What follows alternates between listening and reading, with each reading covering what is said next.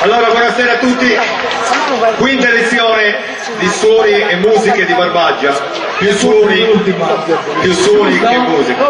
Speriamo che non sia l'ultimo. No, cosa l'ultimo? Allora, qualche piccola variazione, questi erano gli Shivers.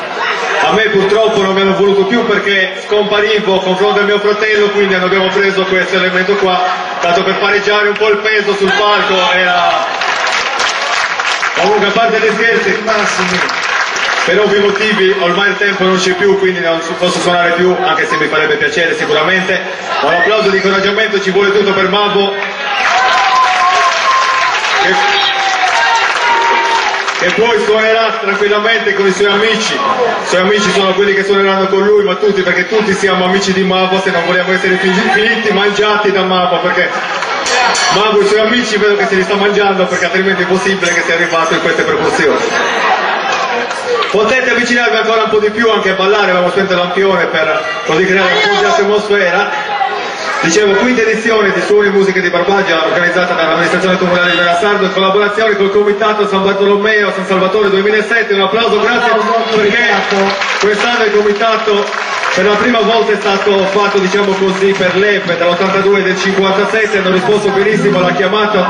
Fino adesso io personalmente e anche l'amministrazione comunale, ma credo anche la comunità venese, siamo soddisfatti di questa festa che hanno organizzato fino adesso, che poi faranno anche a settembre, e nonostante qualche polemica che ormai siamo abituati, ma sempre avanti, continuiamo ugualmente. Poi prenderemo il discorso magari a settembre alla chiusura della festa. Questa serata suoneranno gli Shivers, che sono qua sul palco a fianco a me. Suonerà anche il pezzo Stefania canta con Fabio, suonerà il nostro carissimo amico Dio Volta, Cinozzo, suoneranno il Frugo e Frigo di Sonara, che il nome è tutto un programma, Frugo e Frigo, poi ci spiegheranno loro magari cosa vuol dire. Suoneranno il Diva, no, questa volta volete dormire.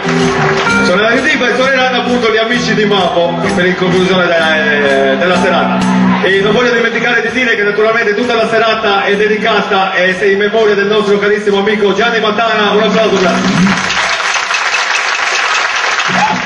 Ok, a voi gli Shivers.